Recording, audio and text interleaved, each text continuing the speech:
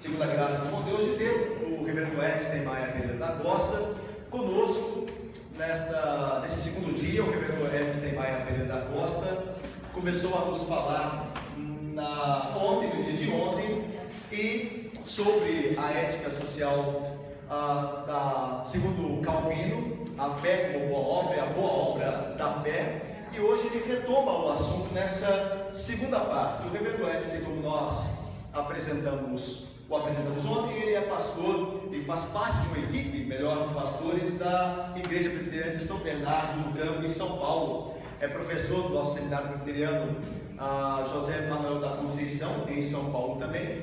E são muitas as suas habilidades, segundo a graça do bom Deus, e capacitação também intelectual e teológica para nos trazer não só esse assunto, mas também esse assunto com a graça do bom Deus e precisão segundo a boa vontade de Deus. Eu aproveito aqui, irmãos, para fazer alguma propaganda aqui muito boa de alguns livros do reverendo Ernest que serão vendidos após aqui. Ontem já estavam disponíveis aqui atrás, junto da nossa biblioteca ali, livraria da Fiel. Nós temos esse livro que é o novo lançamento do reverendo Ernest, o Espírito Santo e a Igreja: Segurança, Desafio e Esperança. Esse livro falará sobre, meus irmãos, a importância de reconhecer o Espírito Santo, uma vez que conhecer a Cristo, a sua obra, é honrar o Espírito e vice-versa. Quando nós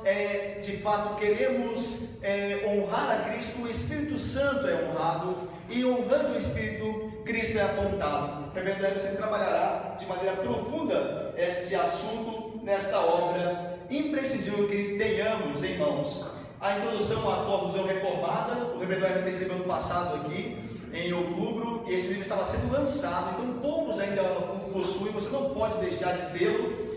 Um desafio a se viver responsavelmente a fé professada. Tem um pouco, certamente, muito a ver com o que o reverendo Ernest tem tratado aqui desde ontem, tratará hoje também. E por fim, que também tem a ver com o assunto da palestra que o reverendo nos começou trazendo ontem e, se Deus quiser, terminará hoje, João Calvino, 500 anos, uma introdução a seu pensamento e obra. Parece que o reverendo é sobre a questão da ética social segundo Calvino. Então, irmãos, você, por favor, terminando aqui, compareça ali atrás e dê uma olhada nesses preciosos livros, essa preciosa literatura do nosso querido reverendo Ernest Maia Pereira da Costa. Entre também, óbvio, tem outros livros que você pode, de fato, fazer aquisição, que a Fiel trouxe com seu representante. E hoje, meus irmãos, nós teremos aqui, já uma vez que o Diogo, que nos foi apresentado na terça-feira, esteve conosco até ontem. Hoje ele, por questão de compromisso com o seminário aqui no Rio de Janeiro, não pôde estar conosco, mas o nosso querido Mateus, nosso seminarista Mateus, que desde ontem já estava ajudando, e Marcela também, estarão responsáveis pelas vendas ali atrás. Então, só você procurá-los, eles lhe ajudarão. Depois também do término da palestra, nós faremos o nosso sorteio das literaturas de hoje, e os e-books, tá bom? Você recebeu aí sua senha, então você guarde para posteriormente nós, de fato, fazermos esse sorteio. Vou convidar o reverendo Ernest para vir à frente, nós vamos orar, e a palavra está com o nosso querido reverendo Ernest Maia Pereira da Costa. Oremos, irmãos. Ó Deus santo e bendito, nós agora, Pai, nos colocamos diante do Senhor, pedindo ao Senhor que abra o nosso coração e a nossa mente, ó Deus, para aprender, Pai, acerca dos princípios e da verdade que é a Sua palavra, e os princípios que ela nos traz, ó Deus, através da nossa fé, Senhor, verdadeira, e do executar esta fé no viver de maneira que ela seja honrada, ó Deus. Pai, abençoa a vida do reverendo Ernest, Pai, da sua família, Senhor, os seus afazeres em São Paulo, Deus, as suas atividades, e abençoa também, Pai, a nossa igreja, os que aqui vieram, Deus, para que saímos aqui alimentados, ó Deus, instruídos. Em nome de Cristo nós oramos, com o perdão dos pecados. Amém.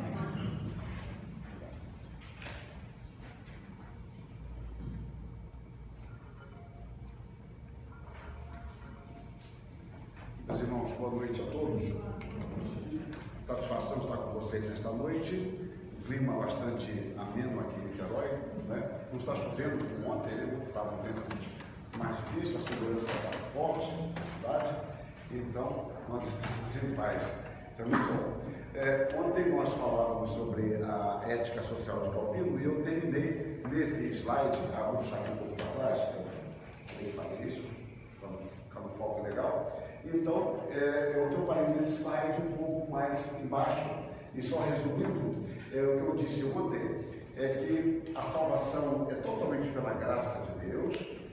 Essa graça produz fé em nós, e esta fé que envolve crer em Jesus Cristo como nosso Salvador se materializa no nosso dia a dia, em nossa vida ética, em nossa vida social, em todos os nossos relacionamentos. O texto que foi lido há pouco pelo reverendo Paulo nos fala sobre isso, fala sobre relação marido, esposa, marido, pais, filhos, pais, patrão, empregado, patrão. É uma mostragem de como que a nossa fé ela deve permear toda a nossa vida. Então, eu terminei aqui dizendo, na visão de Calvino, o trabalho está relacionado com o progresso de toda a raça humana. Disse um pouco mais que o ganho ilícito, por meio do qual o patrimônio do nosso próximo é dilapidado, é na realidade não um sinal de inteligência, mas de iniquidade. É, portanto, uma forma de furto. Eu terminei nesse parágrafo chamando a atenção para que o progresso nosso, cultural, social, financeiro, ele não é necessariamente algo abençoador, se ele, na realidade, não for compartilhado. Se o seu progresso envolver tirar do seu próximo o que ele é devido, você está roubando do seu próximo. Você está quebrando o mandamento de Deus. Essa é, em essência, um dos aspectos da ética de Calvino. Então, eu continuo agora dizendo, dentro dessa perspectiva, nós nunca poderíamos ter como meta na sociedade a ausência do trabalho. Os países muito ricos, eles pagam o sujeito para ficar em casa. Os países pobres, você reparte a riqueza do rico ou da classe média, o sujeito se embriagar. Não vale alguma coisa, é diferente. Mas nos países ricos, não, o sujeito, olha, nós temos dinheiro e não temos emprego, então você fica em casa. E aumenta o número de suicídio. É uma coisa muito curiosa. Você confunde ambientes, você confunde esferas de vida. Quer um exemplo? Se eu falar para vocês assim, olha, férias cansa. Pastor, férias cansa. Não cansa. Você acha que não? Porque você trabalha arduamente e fica desejando ardentemente as férias. Mas fique em férias constantes. Fique cantando o hino nacional patrioticamente, deitado eternamente em berço esplêndido. Para você ver. Enjoa. É legal no shopping tomar um café expresso? O que você gosta dele, Fernando? Chantilly, né? O chantilly é uma delícia. Agora vai todo dia fazer isso. É bom. Ou nada, uma semana você enjoou. É bom o tempero como tempero, não como essência. O reverendo Paulo falou uma coisa muito sábia ontem, entre outras que ele fala. Aliás, hoje que ele falou, salada é tudo igual, o que vai mudar o tempero. E é isso mesmo. Você bota capim, bota folha e tal, você não come o que gosta, você bota capim vontade. Agora, mudou o tempero ali, nossa, tá gostosa essa salada, não importa muita folha. Alguém vai falar do contra, para mim é diferente, não, você é exceção, meu irmão. Mas, em geral, o tempero muda tudo agora. O tempero puro. Então, o que eu quero dizer para vocês é que as grandes metas que às vezes temos são totalmente ilusórias. Você passa a ver um condomínio e fala, nossa, aquela cobertura ali, quem mora ali é feliz. Aí na semana alguém se suicidou ali naquele condomínio. O que pode? O que leva uma pessoa ao suicídio, uma vida aparentemente tão abastada? Então nós temos ilusões com essas questões. Então a ideia, por exemplo, de ter uma meta da sociedade, a ausência de trabalho, como aquele grande compositor carioca, eu quero sossego, isso não é uma coisa boa. Então observem aqui só, o trabalho não é resultado do pecado, porque nós desenvolvemos essa ideia. Eu quero um emprego.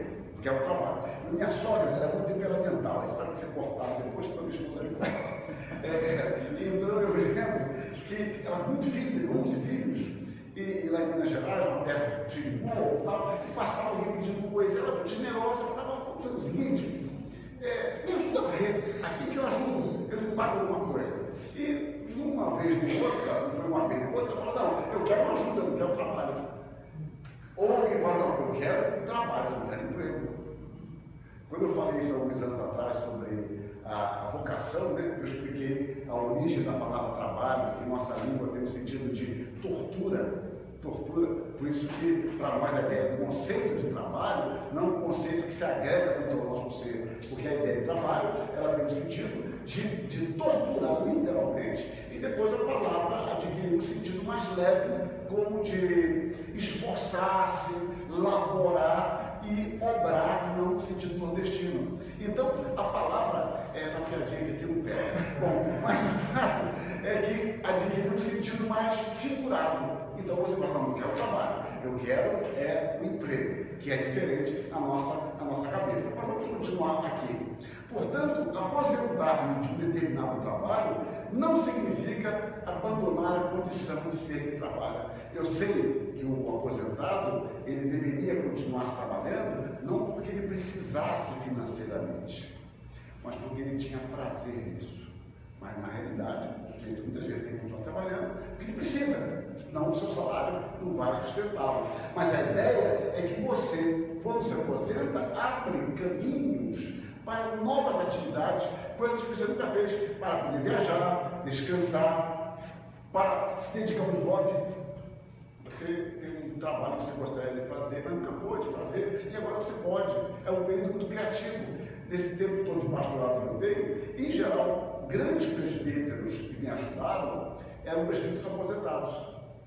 E eles faziam um trabalho magnífico. E no início do ministério, então, eles me aconselhavam. Eu tinha lá meus 23 anos, e um presbítero de 70, nossa, me aconselhava a visitar, que me dava certas dicas, aprendendo. E sempre eu contei com pessoas assim, que podiam ajudar, e era extremamente importante. Eles pararam no trabalho, mas surgiu um outro. Esse sujeito é o que eu digo que é um sangue bom. Ele diz uma coisa muito, vocês estão achando graça, né? Ele diz uma coisa muito interessante. É que, para o cristão, a aposentadoria é libertação para serviço. A pessoa aposentada poderá começar um capítulo totalmente novo na vida, em vez de ficar improdutiva. A filosofia cristã do trabalho é de que o trabalho nunca está totalmente terminado. É outra coisa que você faz. E se você não perceber isso, a sua esposa percebe e vai dizer para você, sai de casa. Porque ela não aguenta você ficar pedindo um almoço 11 da manhã. Todo dia, o almoço 11 da manhã. Então nós mesmos, nós queremos aposentar, queremos, e é justo.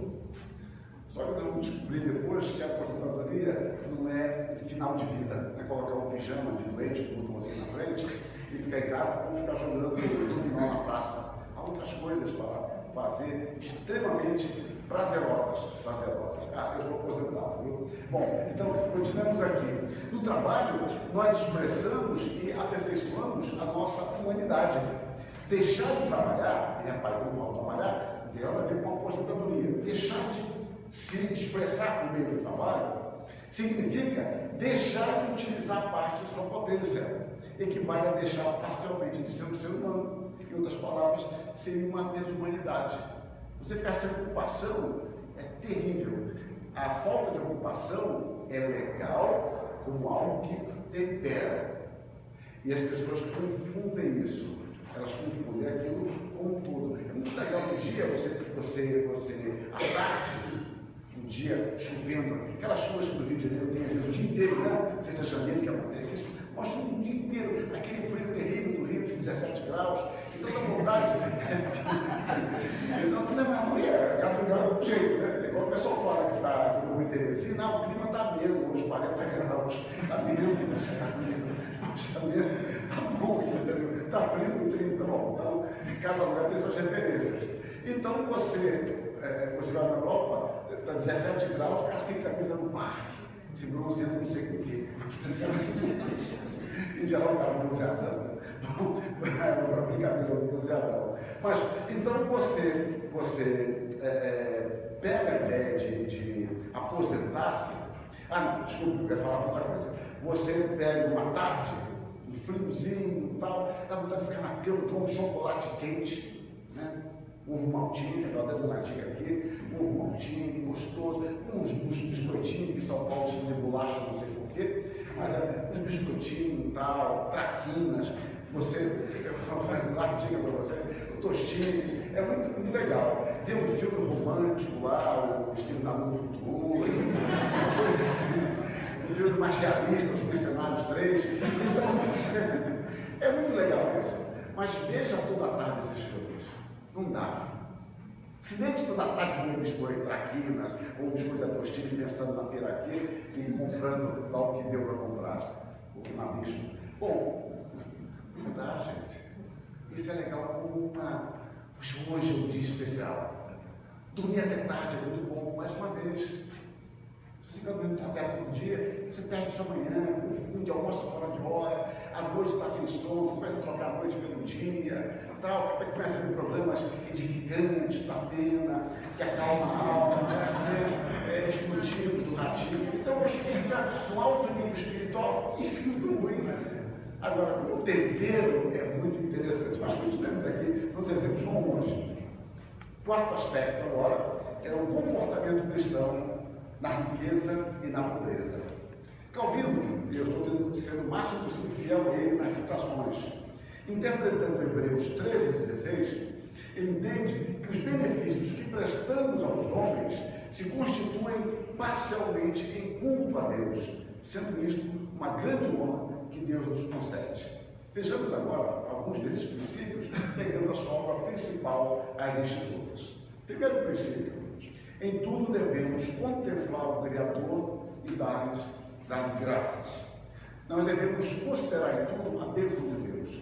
Um desafio para nós é pensar sobre as bênçãos de Deus, porque aquilo que ocupa a nossa mente vai determinar o nosso comportamento. Isso é natural. Por isso que Paulo fala, em Coríntios 15:33, me parece, as más conversações corrompem os bons costumes. Então nós temos que cultivar, por exemplo, um espírito agradecido. Escreve o Reformador. Assim também, não deixemos passar nenhum tipo de prosperidade que nos beneficie ou que beneficie a outros, sem declarar a Deus, com louvor e ação de graças, que reconhecemos que tal bênção provém do seu poder e da sua bondade. Ou seja, reconhecendo que temos a bênção de Deus. Nós somos inteligentes, nós temos tido sucesso no que fazemos, somos bons alunos, conseguimos fazer bons negócios, agradeçamos a Deus por isso. Então, isso nos leva, como eu falei há pouco, a refletir sobre os feitos de Deus. Como diz aquele hino antigo, né? Quantas bênçãos, disse quantas são, e verás surpreso quanto Deus já fez, né? Estou fazendo aqui uma paráfrase. Então, vem dizer mais uma vez, e verás surpreso quanto Deus já fez. Devemos cultivar, então, um tipo de sensibilidade espiritual que nos faça enxergar com gratidão e louvor os atos de Deus em nossa existência, a fim de não sermos injustos para com Ele. Considerar os feitos de Deus, porque você vai perdendo a sensibilidade, porque você vai se acostumando. A rotina, eu sempre digo isso, a rotina é uma grande bênção de Deus. E você só percebe isso quando ela é quebrada. Hoje eu liguei para o meu grande amigo, eu sempre cito o Regis, o chefe, gerente de manutenção do seminário, ele estava com uma alegria diferente hoje, indo pegar o ônibus e tal. E por quê? Porque ele estava indo buscar o carro dele. Ele falou, eu fico no ponto 25 minutos, porque eu fico no ponto 25 minutos, eu já cheguei em casa de carro. Olha, é difícil demais, não sei o que lá mais e tal. Então hoje ele está indo buscar um carro. Eu falei, Regis, veja a bênção de Deus, você está alegre porque você ficou sem carro 2 dias. Se você tivesse um carro sem ter feito a revisão, você rotina, vai de carro para casa mais tarde, o trânsito está ruim. Mas como você ficou 2 dias sem, ele estava indo alegre, sem saber o que ia pagar, coitado, ele sabia para buscar o carro. E observe isso, quando você se adoece e volta a ter saúde, né? Puxa, nossa, agora que bom, acordei alegre hoje, etc. Bom, eu acordar alegre é uma rotina. mas você teve a sua saúde interrompida, às vezes um resfriado, alguma coisa, uma íngua intelectual, alguma coisa que você teve que atrapalhou a sua vida. Então, cultivar essa sensibilidade para pensar nos feitos de Deus. Os recursos de que dispomos devem ser um estímulo a sermos agradecidos a Deus por sua generosa bondade. Outro princípio difícil: usemos deste mundo como se não usássemos dele. Devemos viver neste mundo com moderação, sem colocar o coração nos bens materiais, pois tais preocupações nos fazem esquecer a vida celestial e de adornar nossa alma com seus verdadeiros atavios. Então, nós podemos usar o que Deus tem nos dado. Ele tem nos dado bens materiais, usamos isso. Podemos ter uma casa bonita, podemos viajar, podemos ter um bom carro, nossa família crescer, se desenvolver. Olha, isso é muito bom, usemos disso, mas não coloquemos nosso coração nisso. Eu costumo brincar o seguinte: é que as pessoas criam desejos em nós e depois nos prendem naquilo. Eu não vou contar essa história de família porque fica chato, assim, gravado. Não, só de cachorro é mais fácil. Cachorro. Minha casa tem vira-lata, minha esposa adotou lá, uma rua atropelada, vai pra lá, tem medo até de rato. Vai pra lá, etc. E ela tem um problema existencial que eu não consegui resolver ainda, que ela tem ração que eu compro, biscoitos gostosos, etc., cheirosos, mas ela gosta de osso na rua. Libera pra rua, volta com o osso. E ela volta feliz com o osso, fingindo, não sei o que acontece com a cachorra. É um problema que eu não consigo definir. Bom, e às vezes a vizinha solta o cachorro, os cachorros vão brincar, são amigos lá, a dona Sara sai com os cachorros, brincar. E a esposa falou assim: Meg, vai brincar também com ele, vamos brincar um pouco com eles. E ela não vai, eu estou lavando lá fora. Por que a Meg não vai, cara? Essa vida lá, essa ordinária? Por que não vai? Não, o cara está com osso. Mas o que tem um osso? É porque ela acha que os cachorros vão ocupar o osso dela. Então ela não pode sair para a rua. Falei, mas sabe que ela não sabe que os cachorros não sabem? Que existência miserável? Bom, então eu fico pensando. Você está achando graça do exemplo, mas eu vou chegar lá. É que o que ela tem, que ela quis, a escravizou. O que ela mais gosta de fazer é ir para a rua. Abriu o portão, vai para a rua. Mas quando ela está no osso, ela não vai ficar com medo dos cachorros para o osso dela. Usemos deste mundo como se não usássemos dele. Você se torna muitas vezes escravo ao invés de senhor das coisas. Você se torna cativo daquilo que você poderia usar com liberalidade. Usemos do que Deus nos dá, mas não coloquemos nosso coração nisso, porque senão, ao invés de nós usarmos aquilo que Deus tem nos dado, aquilo que Deus tem nos dado vai se tornar Senhor nosso.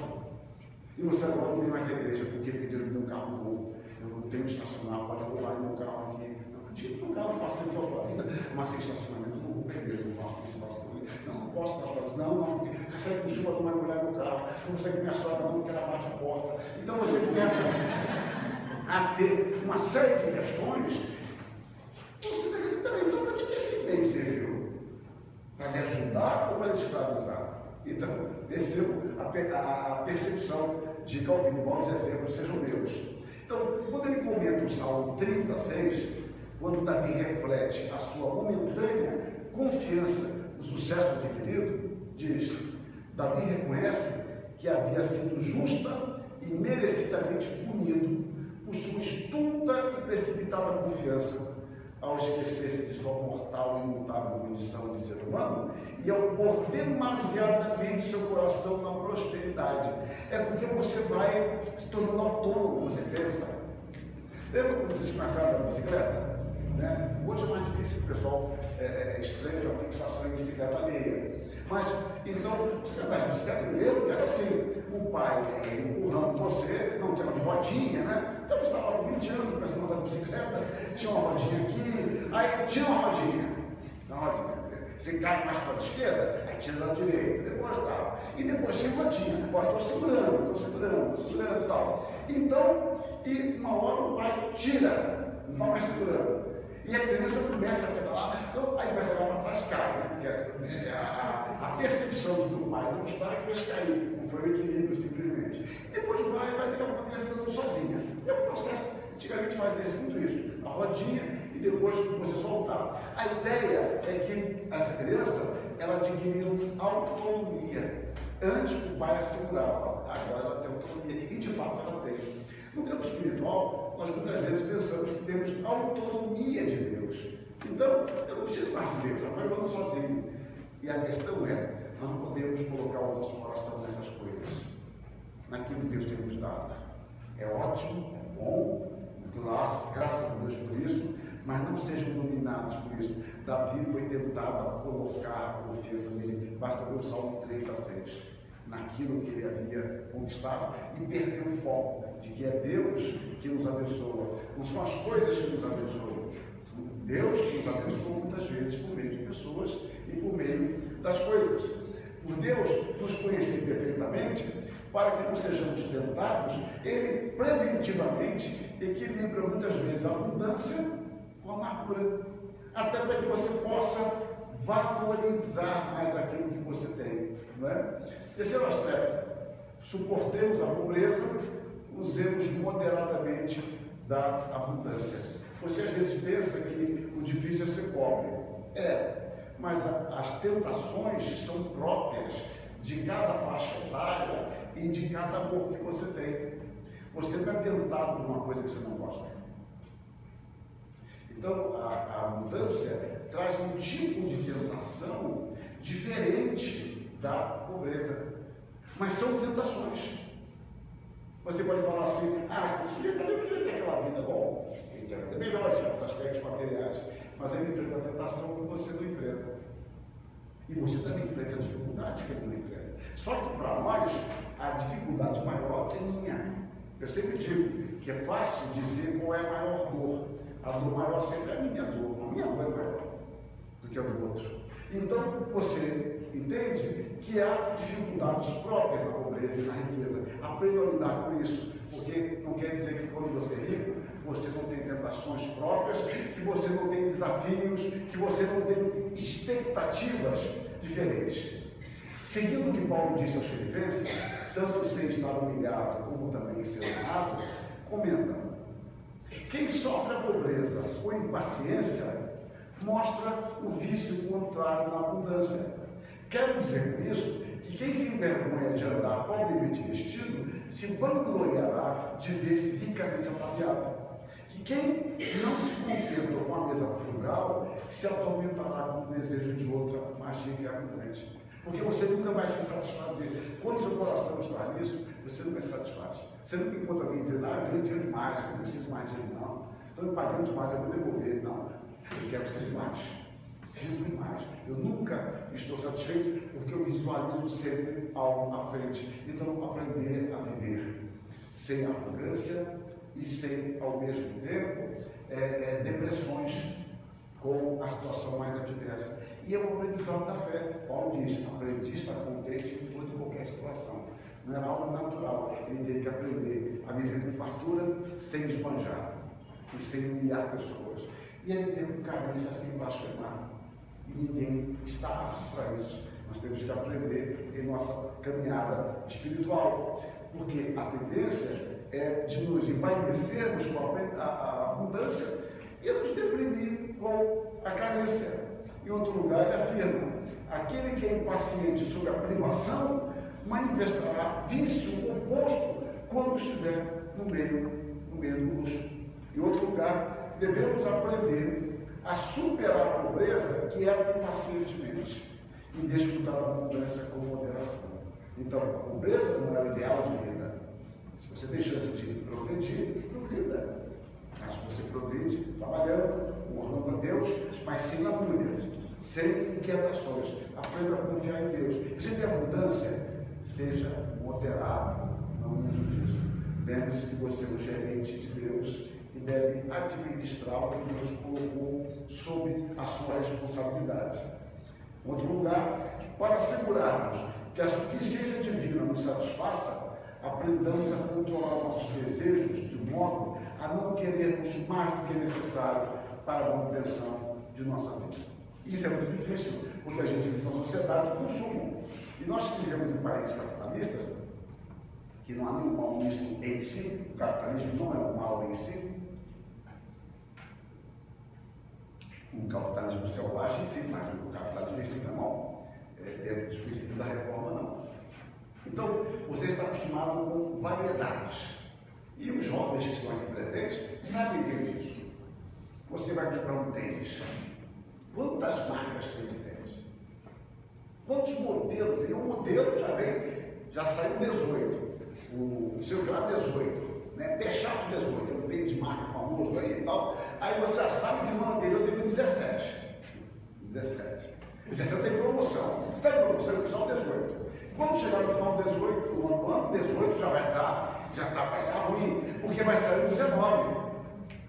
E vai ser assim, 19. Então você vai comprando. Aí sai com R$1.000, daqui a pouco está por 500, daqui a pouco está R$400, mas o legal é comprar o de R$1.000, porque tem um negócio diferente ali, tem um andar que quando você pisa, ele balança o seu pé, tem um rebolado na volta, aquilo ali é magnífico e tal. Então você fica empolgado com aquele tênis e vai comprando o consumo, porque não era assim, né?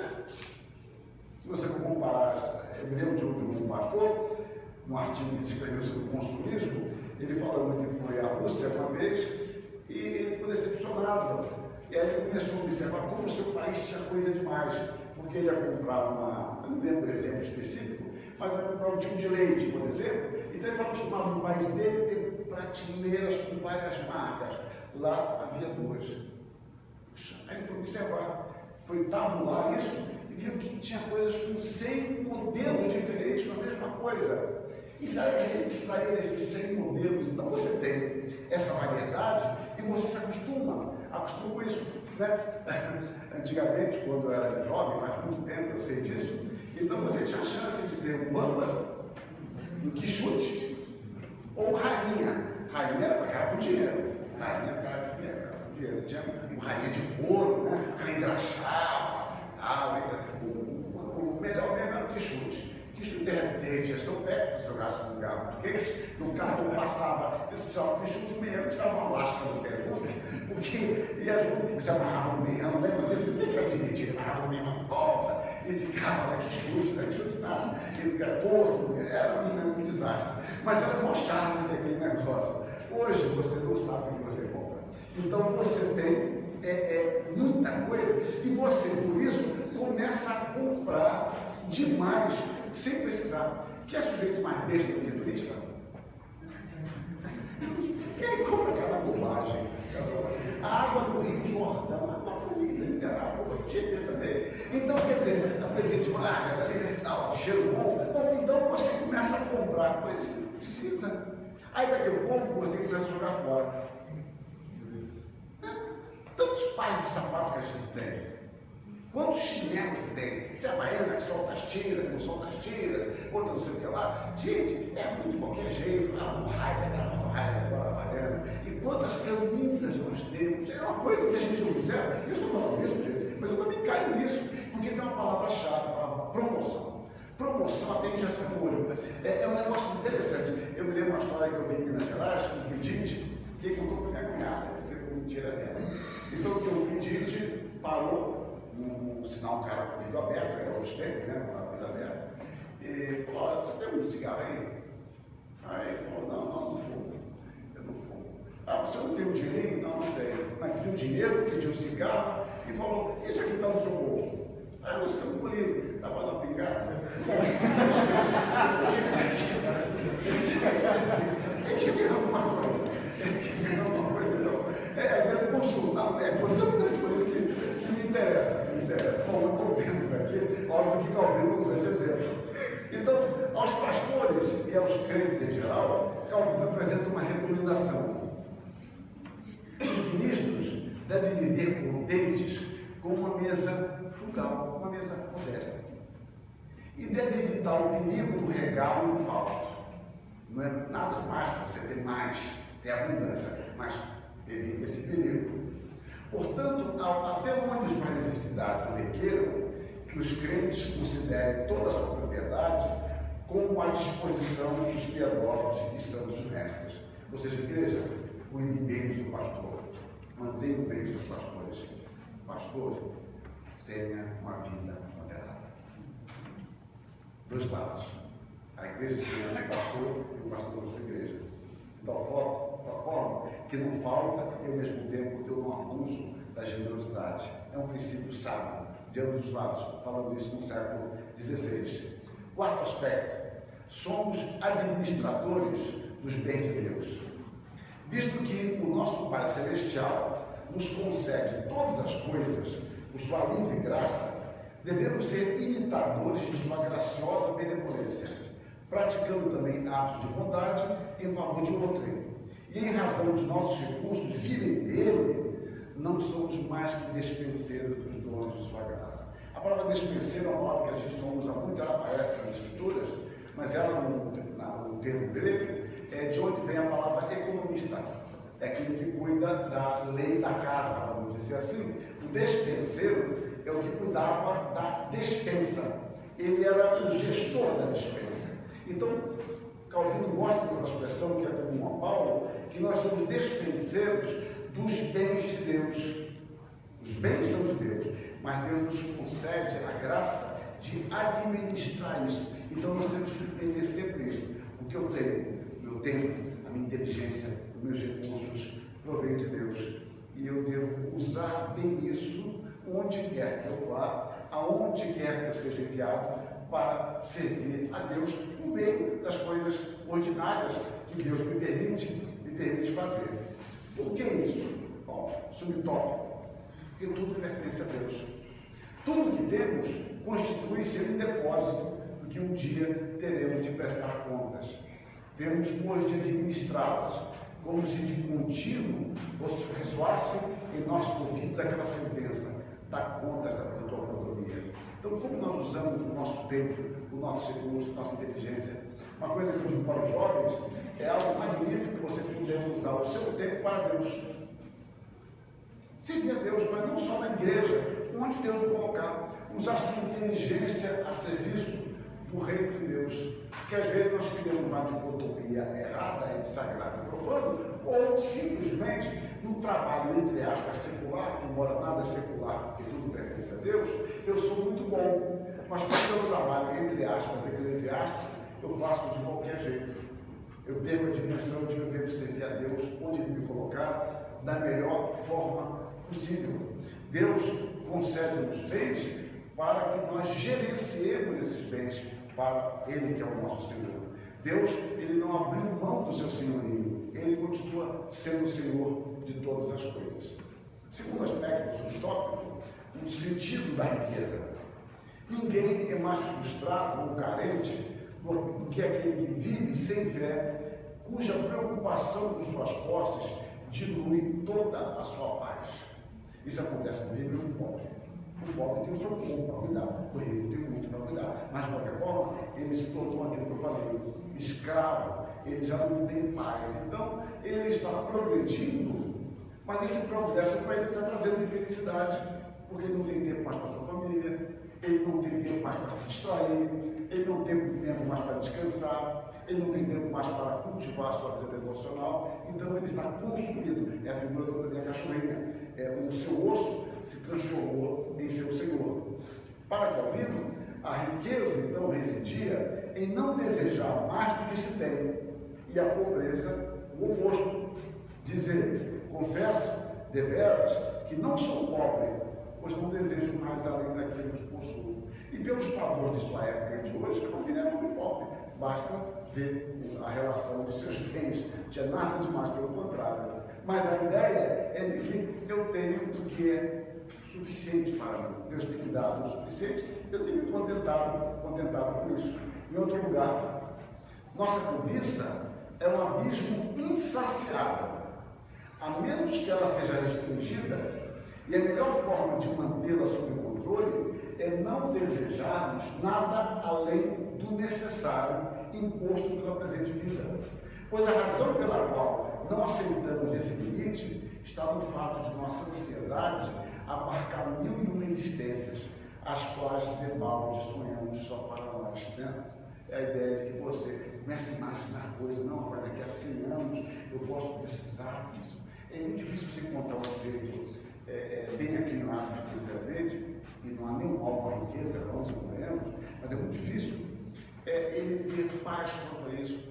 ele está sempre angustiado com uma preocupação, depois quando não puder mais, meus filhos, meu genro é parente, gente. Então você começa a pensar, mas lá na frente, não daqui a 200 anos, gente, viva a sua vida, parece que você se torna escravo disso, você fica imaginando 1001 circunstâncias. Você imagina perder um pouco, não, agora eu tenho o suficiente, eu posso gastar um pouco mais, porque eu posso aproveitar a vida com meus netos, com minha esposa, com meus filhos, né? Ou só com minha esposa, é igual difícil para a esposa viajar sem neto. Bom, mas é possível isso acontecer, mas não, a ideia de que você se torna dominado por isso. A prosperidade, entende ele, que pode ser uma armadilha para a nossa vida espiritual. Nossa prosperidade é semelhante à embriaguez que adormece as almas. Eu gosto de ilustrar isso aqui. Eu gosto de ilustrar. É claro, é uma ilustração fictícia, mas pode acontecer, e eu já vi coisas parecidas acontecerem. Você é pobrezinho, de uma família grande, né? 6, 7 irmãos e tal, e vem a igreja com muita dificuldade, vem de longe, pega ônibus, alguns vêm a pé para a igreja, às vezes vem com sandalinha, né? Você deve ter visto isso em algum lugar. Pode comprar sapato, nem todo tem dinheiro para todo mundo. Na cama dorme 3, né? A casa com 2 cômodos para os filhos e os pais.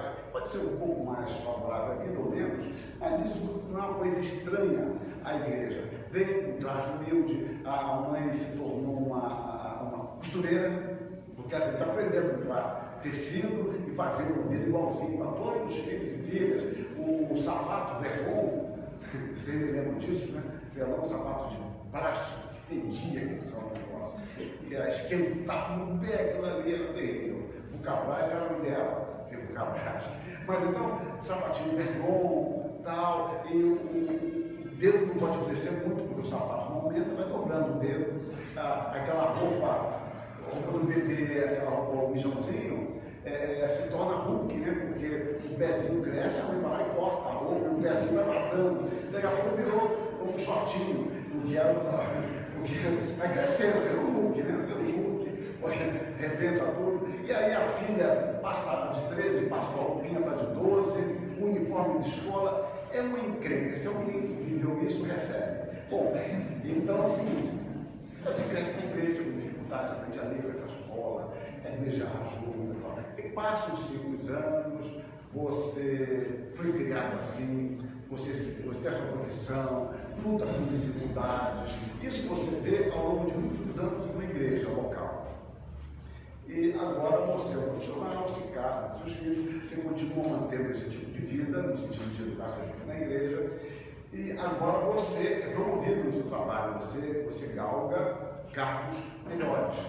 Só que, para você galgar cargos melhores dentro da empresa, você tem que se relacionar com os caras do seu nível. E é natural. Se você está fora do círculo, você não é lembrado. Se você estiver fora do círculo, não é lembrado. Se você é encarregado, quem está ali no círculo? Os encarregados. Você é gerente. Se você é um diretor, tem que estar ali para você amanhã adquirir uma diretoria regional, etc. Tem que estar junto no churrasco, às vezes uma vida que você sabe que não bate bem com os princípios que você crê, etc. E agora você progride muito. Então você tem uma casa na praia mais distante, né? Aqui talvez no litoral, né? Na Cabo Frio, essa região, é isso? Né? Região legal, Arama, é isso? Araruama e tal. Então você tem, sei lá, para aquelas regiões, lá tem seu barco, sua casa e tal. Então antes você vinha a pé, quando foi criado na igreja, porque não tinha dinheiro. Agora você, gente, eu não posso não, porque gente, minha família gosta de uma semana, esse sol lindo, maravilhoso aqui, essa lancha, ô Senhor, que glória. Então agora você começa a ouvir, aí você é um oficial de igreja, vem no dia da ceia. Com o passar do tempo, nem no dia da ceia você vê quantas vezes como pastor, celebrando a ceia, eu já não tive que eu, ministrante, sair ajudar, porque não tinha gente suficiente para isso. Não é que não tinha ninguém, não tinha suficiente para isso. Não custava para mim fazer isso, mas eu estava fazendo, não custava nada para eu fazer isso, mas eu estava fazendo isso porque alguém tinha faltado, ou mais pessoas tinham faltado. Então, às vezes, a prosperidade vai nos adormecendo, porque você vai encontrar uma explicação social para os seus pecados. Não que deixar de vir à igreja seja pecado, não que estar com a sua família seja pecado, mas observe como a gente tende a racionalizar os nossos pecados, buscar mecanismos de defesa, explicações para algo que, na realidade, lá no fundo, a gente sabe é que a vida está muito cômoda, está muito agradável, e eu vou arrumando argumentos, eu vou adaptando a Bíblia aos meus interesses, e vou começando a pegar textos isolados para justificar, até que algum problema aconteça. Aí a coisa tende a mudar. Então, a prosperidade, que é uma bênção de Deus, ou pode ser uma bênção de Deus, ela pode se tornar uma embriaguez para nós. Ela vai nos adormecendo. Os servos de Deus não podem ser reconhecidos simplesmente pela sua riqueza. Se alguém quiser julgar pelas coisas presentes quem Deus ama e quem Deus odeia, trabalhará em vão, visto que a prosperidade e a adversidade são comuns ao justo e ao ímpio, ao que serve a Deus e ao que lhe é indiferente, de onde se insere que nem sempre Deus declara amor aos que ele faz prosperar temporalmente, como também tampouco declara ódio aos que lhe afligem. Eu brinquei na com aquele programa lá, muito instrutivo, lá no Atena, e agora à tarde eu liguei lá, estava trabalhando, eu gosto de ouvir o som enquanto eu trabalho. Então eu vi lá, e parece que uma menina, não sei nem se aquilo é acho que é São Paulo, não tenho certeza.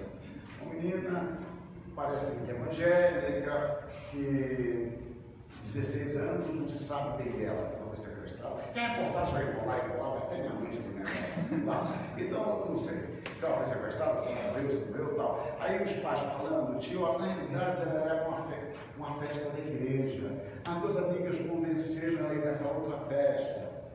E depois dessa festa ela desapareceu, tal. Bom, então você pode falar assim, eu tivesse ido para a igreja, não teria acontecido isso.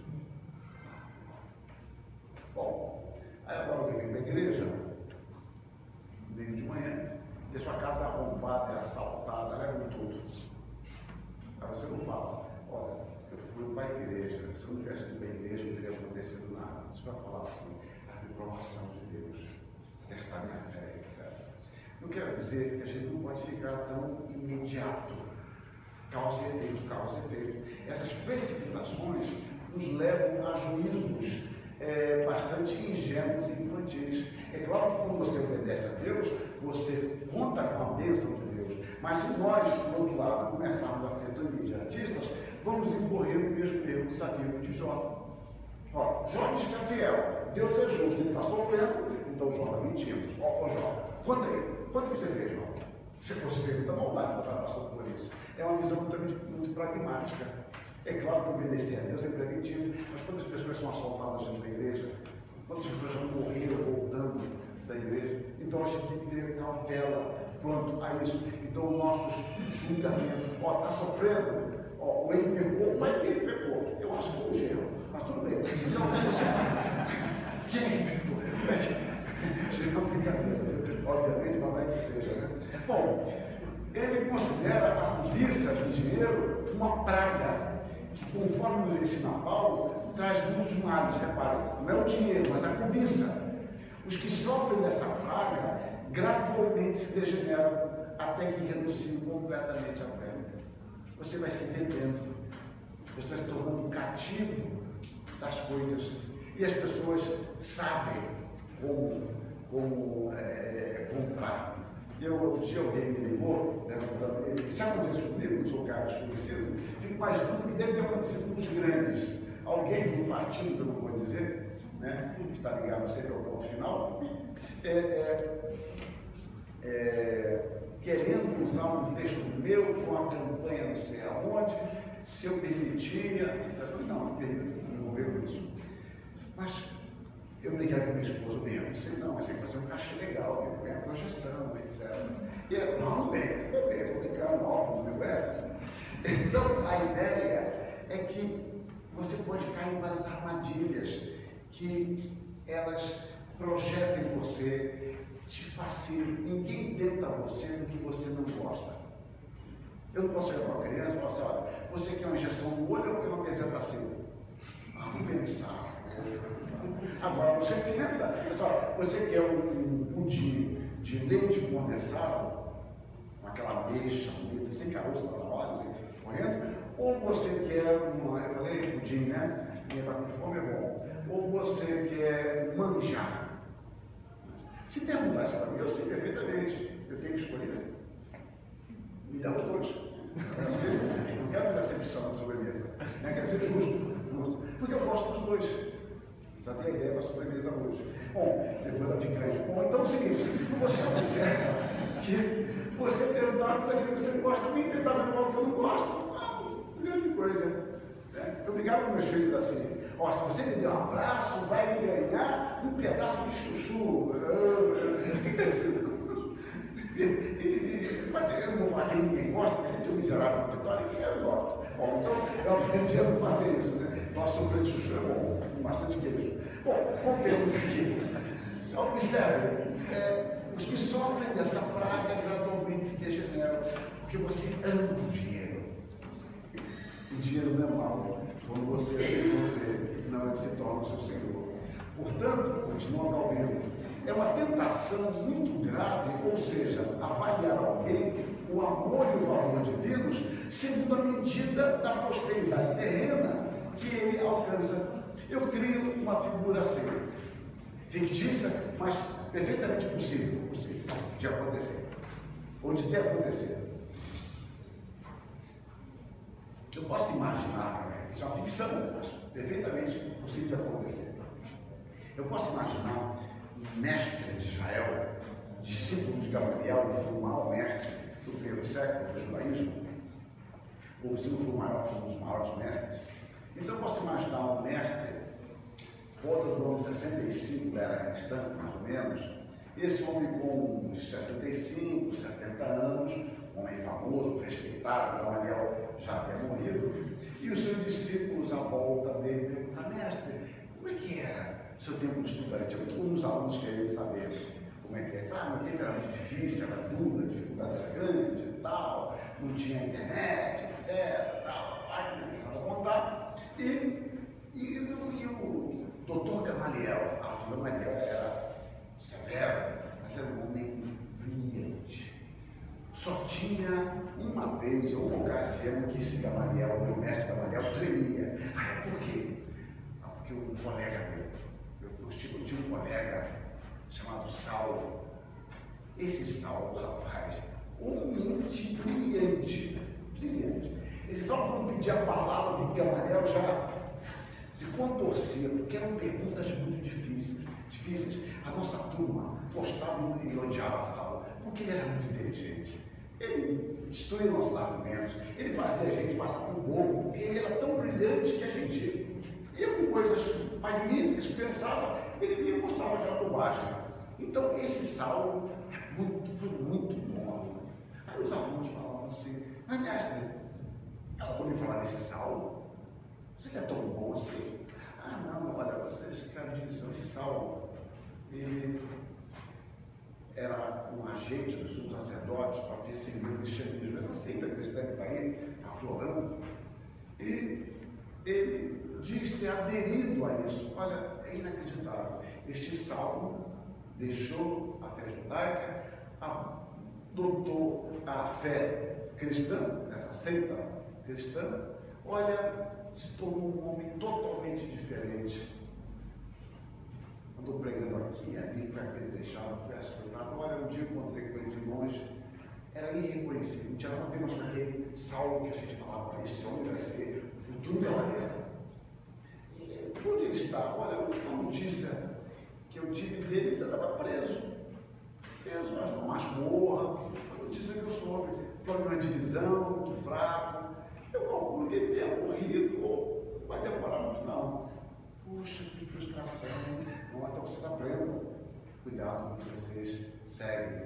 Era o homem mais brilhante que eu conheci, então se perdeu. Essa é uma perspectiva possível de um amigo de Saulo. E Saulo, nessa mesma época, estaria escrevendo: olha, a coroa da justiça me está guardada, a qual o reto juiz me dará naquele dia, não somente a mim, mas a todos quanto amam a sua vida. Paulo, o que esse sujeito imaginário descreveu de Saulo, na verdade, ele estava preso, quase morrendo, magro, dificuldades visuais, provavelmente, mas ele tinha uma percepção da vida totalmente diferente. Para esse homem, Saulo fracassou totalmente. E para Saulo, nada. Aquilo é um progresso. Eu sei que eu creio, estou certo que é poderoso. Percepções totalmente diferentes. Voltemos aqui. É uma tentação muito grave, ou seja, avaliar alguém com amor em favor de vivos, segundo a medida de prosperidade terrena que ele alcança. Isso não significa que Deus também não nos abençoe com bens materiais, mas esse não é o critério único e isolado. É preciso que tenhamos cautela quanto a isso. Diz mais uma vez o reformador: riquezas e outros confortos mundanos devem ser vistos como que propiciando alguma experiência do favor e benevolência divinos. Mas não se deduz daí que os pobres sejam objetos deste prazer divino. Ter um corpo saudável e boa saúde são bênçãos de Deus, coisa que Calvino mesmo nunca teve. Porém, não devemos conceber que isto constitua prova de que a fraqueza e a enfermidade devam ser consideradas com desaprovação. É um juízo muito iminente. Foi o que aconteceu com o Dr. Calley. O Dr. Calley é muito conhecido, de modo especial no Rio de Janeiro, porque a igreja congregacional foi muito forte no Rio de Janeiro e também em Recife, mas mais no Rio de Janeiro, aqui em Niterói, que tem algumas igrejas congregacionais. E a igreja congregacional se tornou famosa também pela Sarah Calley, a Sarah Calley, que metade dos nossos hinos, antigamente, tinha sido feito por elas. A minha filha Sara, se chama Sara em homenagem a ela, é com H no final, a Sarah Calley. E muito competente. E um dia ele visitou uma velhinha doente, e ele prescreveu os remédios, isso nas costas, se não me engano. Ele prescreveu o remédio, e essa senhora pediu para ele: Dr. Calley, antes do senhor ir embora, o senhor não pode pegar para mim o meu alimento que está no armário? Aí, pois não. Ele é um filho sensível, abriu o armário, pegou um prato e tinha um pedaço de pão puro. Bom, e essa senhora foi agradecer a Deus. Aí ele ficou doido. A mulher fez uma oração longa, agradecendo a Deus a manutenção dele, dela e tal. E quando ela acabou de orar, ele falou: olha, senhora, me desculpe, mas eu não entendo esse seu Deus. A senhora está aqui entrevada numa cama, doença grave, o que a senhora tem para comer esse pão, adormecido, e a senhora faz uma oração dessa. E essa mulher, então, ela deu testemunho de sua fé para o Calley, e foi aí que ele se converteu. Se tornou um grande missionário. Depois ele ia para a Madeira, a sua esposa faleceu, ele casou-se a segunda vez com a Sarah Calley, que era bem mais nova do que ele, e vieram para o Brasil, e foi uma bênção aqui na igreja congregacional, a igreja fluminense, como se chamava no início, e a nossa inologia, nossa inódia, deve muito a ela. Bom, mas então vocês observem, não é? Ele não se conformava em ver aquela mulher naquele estado tão fiel a Deus, que para ele não fazia sentido. Então era o juízo dele: como é que Deus é como se fosse a senhora está num estado desse, sozinha aqui. E o testemunho dela foi fundamental para a sua conversão. Voltemos a Calvino. Quanto ao dinheiro, como tudo que temos provém de Deus, o dinheiro em minha mão é tido como meu credor, sendo eu, como de fato, sou o seu devedor. Então, ajudar o meu irmão não é um favor que eu faço, eu tenho dívida para com ele, porque Deus tem me dado o suficiente até para poder ajudá-lo. Ajuda os nossos irmãos. Portanto, ao fazer o bem a nossos irmãos e mostrar-nos humanitários, tenhamos em mente esta regra: que de tudo quanto o Senhor nos tem dado, com que podemos ajudar nossos irmãos, somos, é a palavra de novo, despenseiros, que estamos obrigados a dar conta de como temos realizado. O que não há outra maneira de dispensar devidamente o que Deus pôs em nossas mãos, que atesse a regra da caridade. Daí resultará que não somente juntaremos ao cuidado de nossa própria utilidade a diligência em fazer bem ao nosso próximo, senão que incluso subordinaremos nosso proveito aos demais. E a gente sabe que ajudar nem sempre é fácil. Nem sempre é fácil ajudar. Porque às vezes até para você ajudar, você enfrenta incompreensões. Você encontra pessoas que abusam. Mas o princípio de Calvino era de que Deus lhe tem dado o suficiente. Então você tem crédito, no sentido de Deus lhe tem dado, e portanto você tem uma dívida para com os seus irmãos que venham a precisar. É que eu não estou discutindo aqui a ética do trabalho dele, que eu discuti em outro momento, em outra ocasião que eu estive aqui. Terceiro subtópico aqui, a justa graça de compartilhar com alegria. Notemos bem como podemos ser sempre liberais, mesmo quando mergulhados na mais terrível pobreza, se suprimos as deficiências de nossas bolsas pela generosidade de nossos corações. Repare que frase bonita. Suprir as deficiências de nossas bolsas pela generosidade de nossos corações. O contexto é o seguinte. Houve uma fome muito grande em Jerusalém no ano 50. Há uma menção disso muito rápida no capítulo 18 de Atos.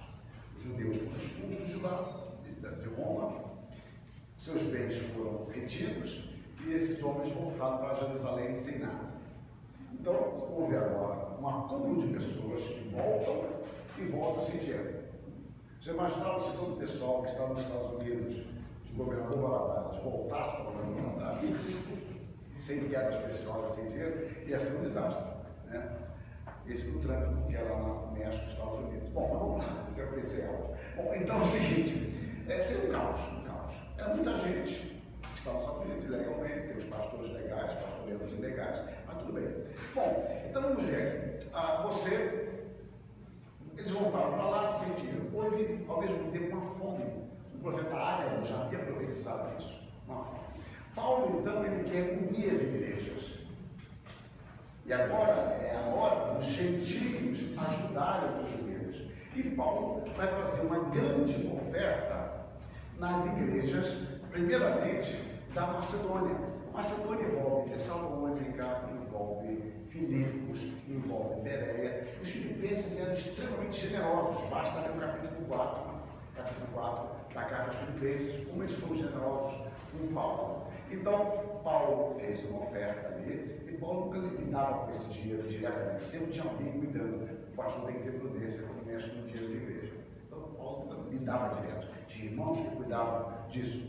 E agora, ele quer fazer essa oferta na região da Caia, ou seja, na igreja de Corinto.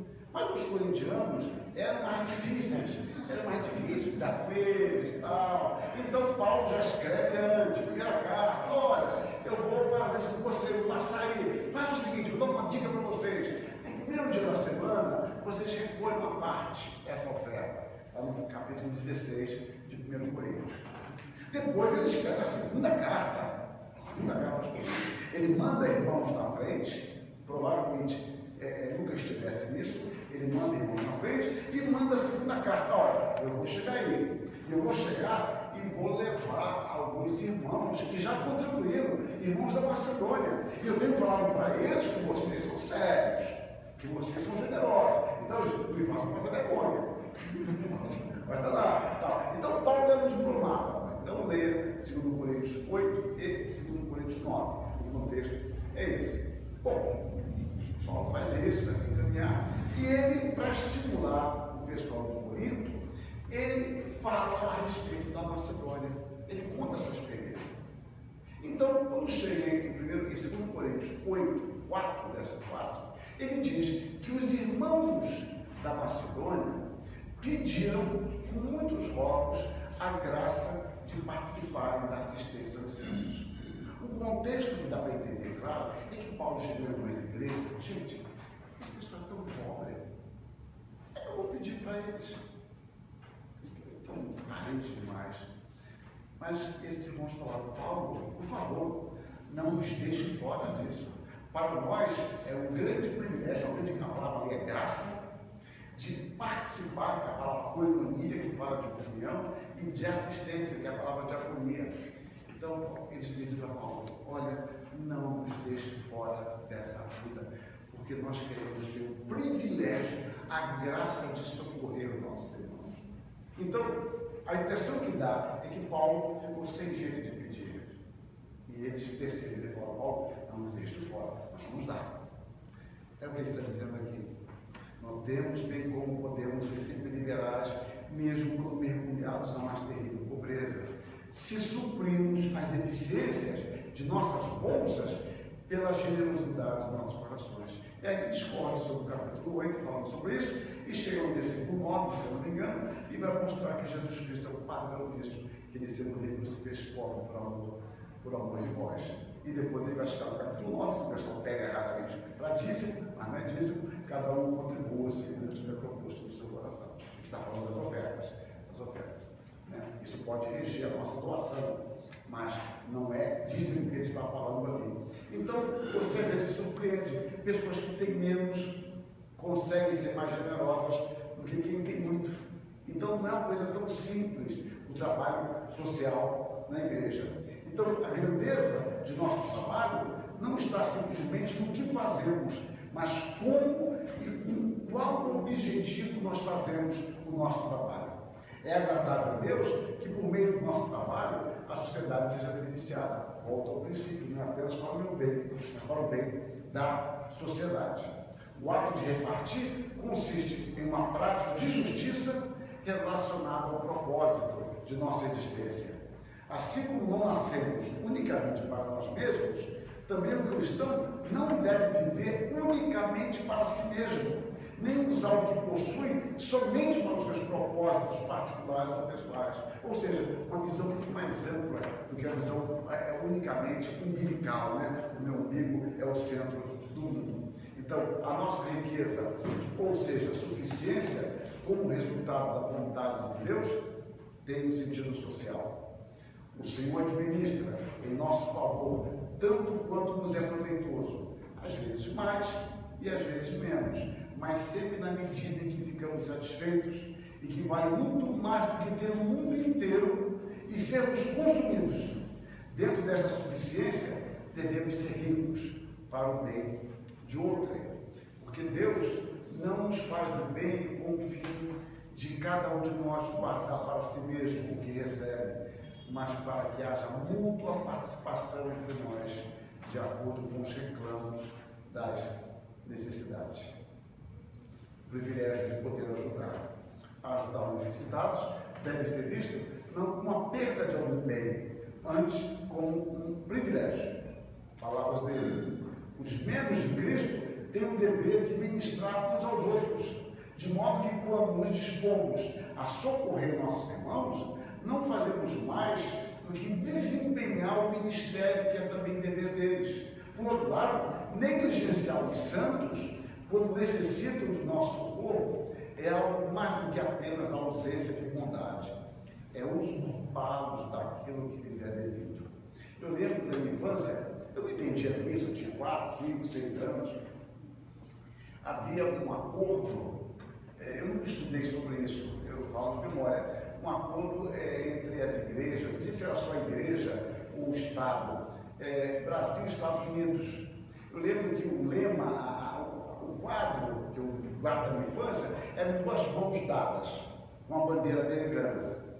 E a minha igreja, agora São João Benedito, que é uma região bastante pacífica hoje, eu disse para mim, então recebia, eu me lembro de latas de leite grande. A minha memória de criança, uma lata como que fosse quase que cromada, não era bem cromada, mas um aço escovado, a minha memória, claro, eu tenho mais de 60, então isso tem muito tempo. Com esse símbolo, então aquele era doado para a igreja.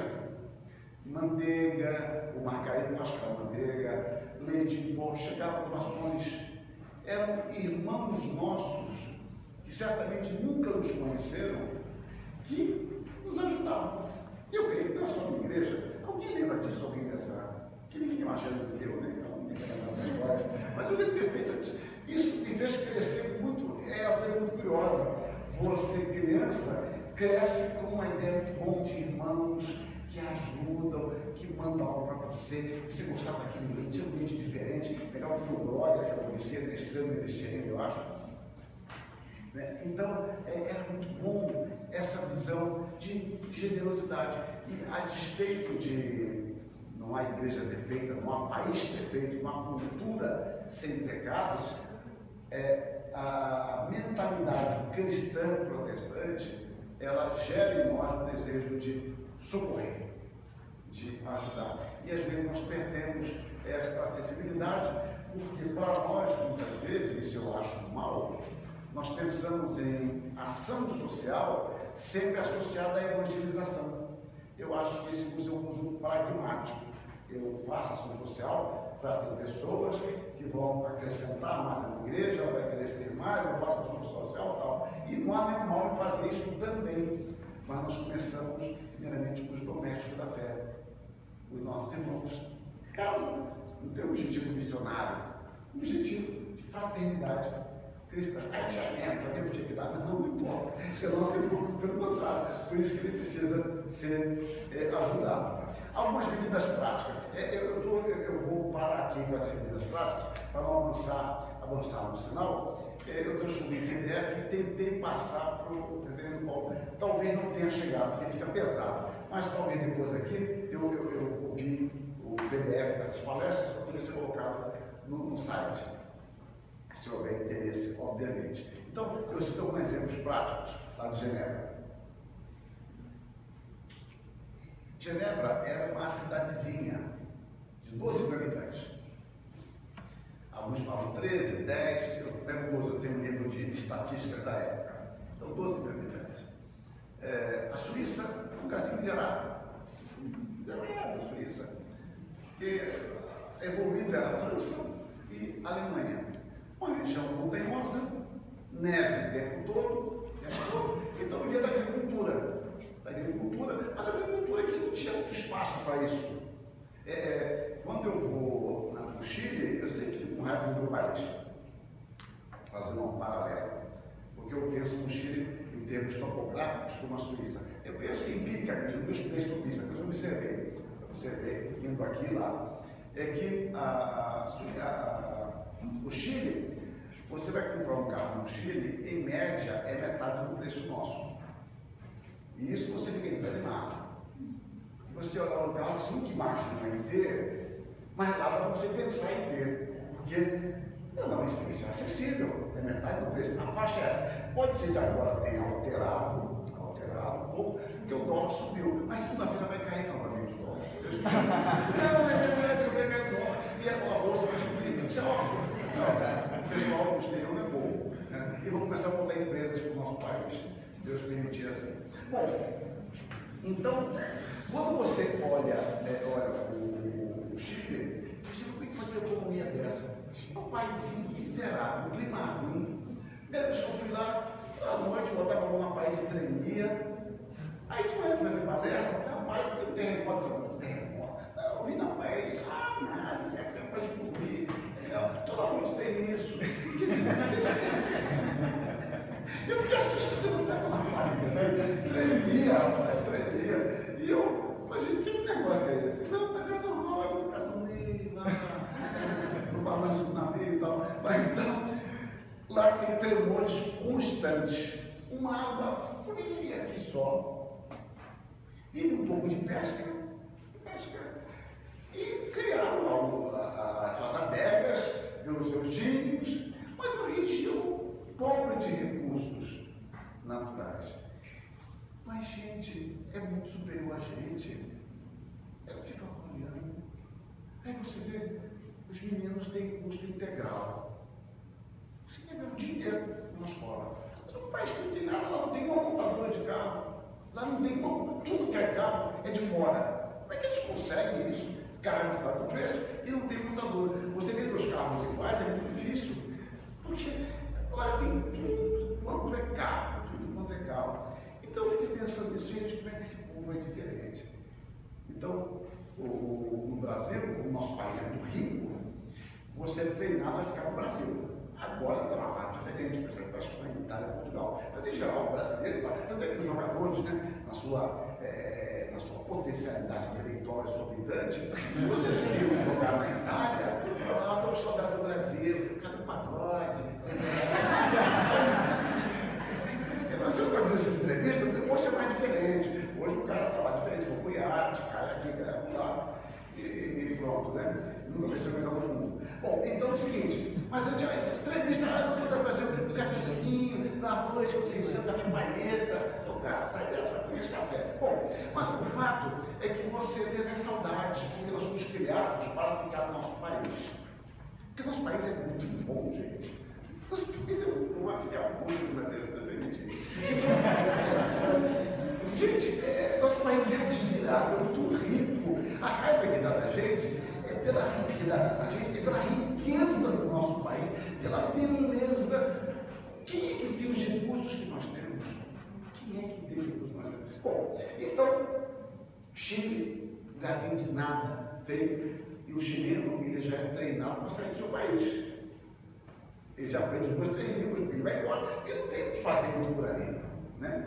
Não tem muito para onde ir. A geografia é pequena e os chilenos são muito bons intelectualmente, é uma coisa muito curiosa. A igreja presbiteriana está meio acabada lá por causa do liberalismo.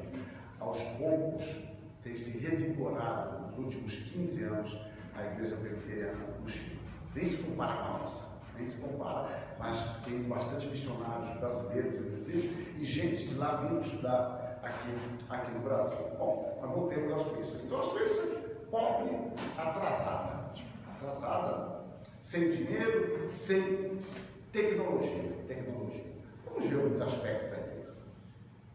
Calvino vai sustentar não ao monasticismo e à pobreza voluntária, fruto da compreensão de que a salvação é pelas obras, que o ideal é você viver no monastério, mas sim a obediência, abrindo postos de trabalho. Ou seja, a reforma na Suíça, e hoje a reforma chega, ela não vai ficar estimulando uma indolência de ficar recebendo, e nós gostamos desse negócio. No Brasil, eu observei isso, já desde quando eu era estudante, que as igrejas que foram formadas por missionários eram igrejas que tinham mais dificuldade de crescer, porque elas se acostumavam. Está em deficiência, missionário nos Estados Unidos fazia dólar, e para a gente tudo é dólar, compra tudo, tal. As igrejas nunca se acostumavam a elas terem vida própria. Quando os missionários iam embora, a igreja fundava, porque os crentes estavam acostumados a receber coisa, só a receber, bolsa não sei o que lá, bolsa não sei o que lá, tal. Então se acostuma a receber e não a trabalhar. Então, você quer mudar um país, você começa trabalhando de tal forma que possa abrir postos de trabalho, não a vagabundagem, não a mendicância, mas trabalho. Eu tenho que treinar, eu tenho que criar nada na universidade de cotas para negros, para brancos, para pobres, para ricos, nada. Eu tenho que fortalecer o ensino básico para que esses meninos que não podem pagar cheguem lá na frente em condições de concorrer. Quando eu era menino, que não era nenhum ideal, obviamente, tinha seus equívocos, a minha luta era para entrar na escola pública. Eu não conseguia entrar porque eu não passava no vestibular. Quando eu era menino, o sonho da gente era estudar no Dom Pedro I. Eu ali no bairro belíssimo, perto da Carinha, ali pelo Neto. Então, era estudar no Dom Pedro I. Mas quem disse que eu consegue fazer uma admissão, ficar janeiro inteiro? Então eu tinha que ir para a escola do PPP, que chamava na época. PPP, papai pagou, passou. Por quê? Porque a escola particular era droga. A escola particular era droga. A escola boa era pública, então eu não conseguia entrar na escola pública, porque eu não passava na admissão ao ginásio. Aí tinha que ir para a escola do Colégio Batista. Depois tinha que ir para o Pedro II. Aí, como diz o cantor, eu ia nem pensar, porque é muito difícil entrar na Escola Técnica Federal. É difícil entrar nessas escolas. E elas eram públicas. Mas quem entrava, em tese, era um menino estudioso que passou por escolas públicas. Hoje é o contrário. Quem entra nas grandes universidades federais são pessoas que vieram de escolas particulares e que têm melhor formação. Então eu tenho que criar uma coisa bonitinha de cotas se eu não quero reformular o ensino aqui aqui embaixo eu tenho que mudar o ensino aqui para que crianças pobres tenham uma formação boa e possam entrar nas escolas públicas. Eu inverti. Agora é o rico que entra na escola pública, na universidade. Quem está nas universidades federais são pessoas ricas, claro. Há muitas exceções, eu sei disso. Como eu dou uma Mackenzie, também está pago, caríssimo. Mas quem está lá é rico nada, chegou o sistema. Inclusive meu neto. Então é uma coisa louca. As escolas públicas ficam para ricos, as escolas pobres, a particular para o pobre. Embora quem era de fora imagine algo diferente. Claro, não é regra absoluta, mas as oportunidades têm que ser dadas desde cedo. Bom, então, Calvino, a ideia de abrir posto de trabalho. Como ele fazia isso? Ele promove o ensino de profissão das pessoas. Genebra tinha 12 mil habitantes, chegou até 18 mil em pouco tempo, imigrantes indo para lá, alguns com algum dinheiro, outros sem nada, porque viam da perseguição. Existia uma rainha, a rainha Maria, lá na Inglaterra, que ela era conhecida fraternalmente como Maria Sanguinária. Ela perseguia os hugonotes, certa vez foi para lá os 800 deles, e chegavam lá sem dinheiro, os hugonotes não tinham os puritanos, os hugonotes na França. Então, chegavam lá sem dinheiro, pessoas que vinham dos países para lá sem dinheiro. Então, pobreza não, tolerância zero, nada de mendicância aqui na cidade não. A prefeitura vai recolher muito, daqui a pouco mostrar uma citação, vai chamar, ver como é que é, treinar essas pessoas, dar um curso para elas e depois ajudá-las a começar o seu trabalho. Como? Eu posso alugar uma sala, eu posso dar um material para ela começar a trabalhar. É igual a gente faz, a minha igreja, ela tem muitas congregações. Então, quando chegar a hora de a congregação se transformar em igreja, em geral a sede, ela mantém por 1, 2, 3 anos, vai depender do caso, ela ajuda aquela congregação para que ela possa ter vida própria. Então, olha, passou a ser igreja, mas olha, no primeiro ano vamos dar 50%.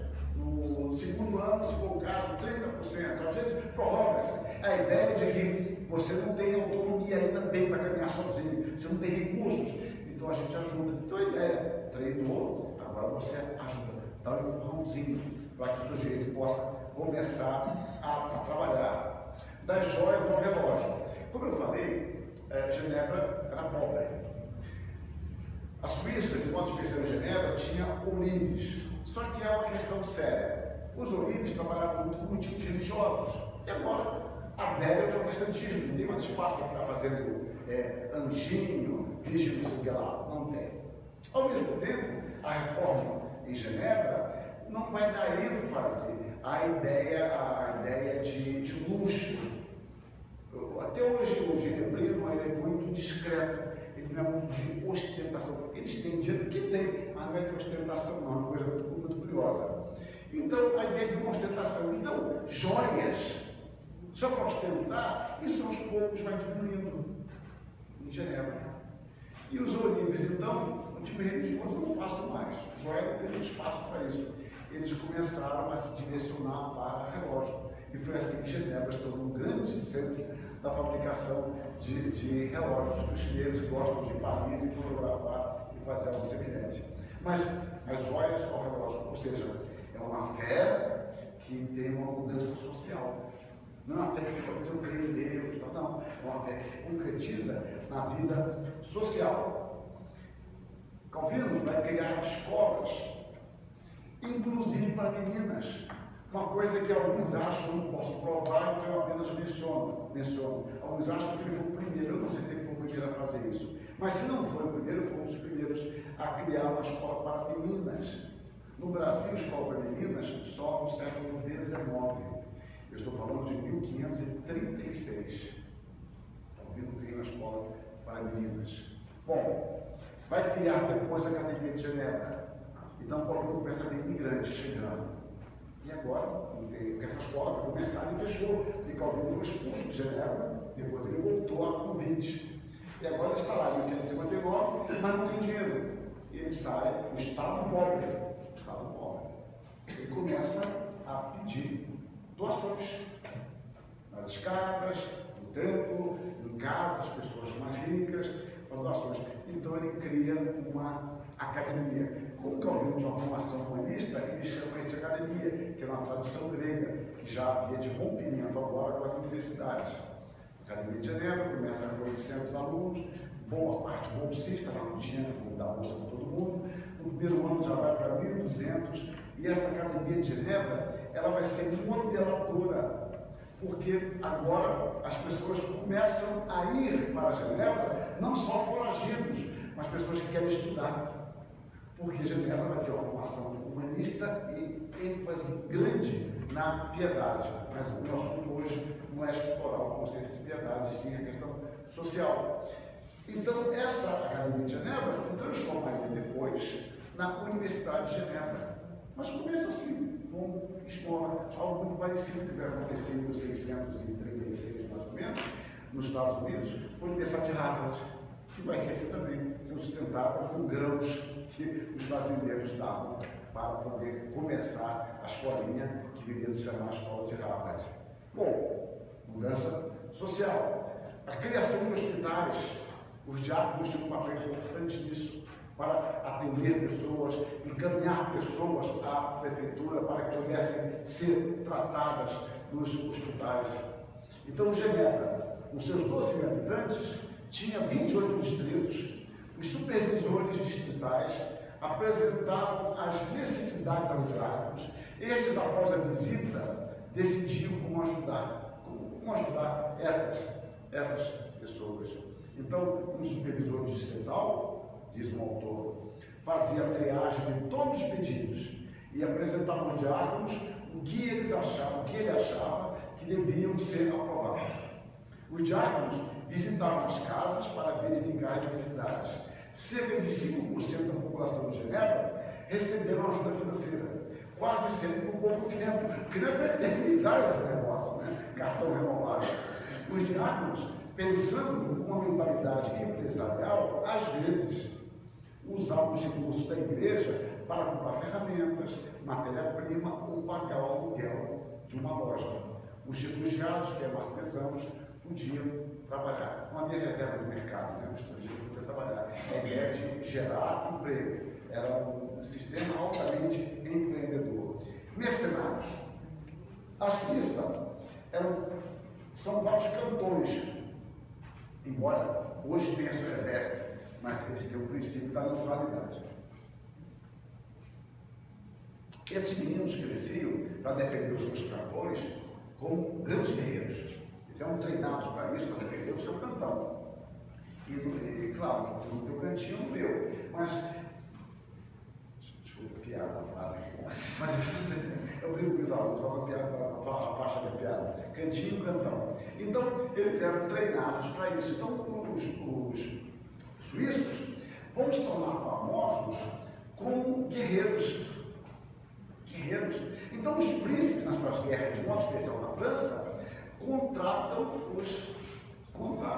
os suíços. E eles ganharam grande notoriedade na Europa como sujeitos que tinham técnicas especiais de luta, que não fugiam da luta. Então, era assim que eles viviam. Por que isso também? Gente, esses jovens iam trabalhar no quê? Agricultura, tinha pouco, terra rochosa, neve. Então, a Suíça, e inclusive Genebra, era mantida pelo sangue de seus jovens. Era forma. Então os meninos cresciam, querendo ser igual ao seu irmão mais velho, tinham cicatrizes, né? Voltavam da guerra, contavam coisa como é que foi a guerra, como é que não é, os queriam ser igual ao meu irmão. É natural que isso aconteça. Então, o que Calvino vai fazer? E não só ele, né? Isso vai permanecer. Com a geração de empregos, ser mercenário deixa de ser um caminho óbvio para todos. É possível agora você ter uma chance de trabalhar no seu país sem se dedicar simplesmente a lutas. E essa reforma tremenda aqui em Genebra se alastra por parte da Suíça. Na França entrou, mas depois eles foram expulsos da França na noite de São Bartolomeu. Isso vai causar mais tarde, vai ser um dos elementos que vai gerar a Revolução Francesa. Essa influência foi para a Holanda, para a Inglaterra e para os Estados Unidos. Sem falar da Escócia, onde houve uma grande revolução cultural, e é lá na Escócia que vai surgir o presbiterianismo, com John Knox, que foi aluno de Calvin. Então, gente, eu tinha muito mais coisa para falar, mas o tempo passou até demais, e eu queria deixar esses exemplos concretos para mostrar a fé como boa obra e a boa obra da fé. É uma fé que se materializa. E eu peguei um estudo de caso, aspectos da ética social de Calvin. Desejo que Deus abençoe vocês. Eu agradeço o convite do reverendo Paulo, com a essência do conselho da igreja. Mais uma vez eu parabenizo o conselho por essa iniciativa de eventos como esses que vão se aperfeiçoando, desenvolvendo, e isso é muito bom. E para ser o primeiro, nossa, vocês estão com muita gente. A minha igreja, quando fez o primeiro evento, nós tínhamos menos gente do que aqui, e uma igreja muito maior, fisicamente. Então, proporcionalmente, nossa, vocês estão ótimos, não é? Excepcional esse apoio e essa frequência, e eu espero que vocês continuem desenvolvendo esse tipo de trabalho. Muito obrigado, Deus abençoe a todos. Amém.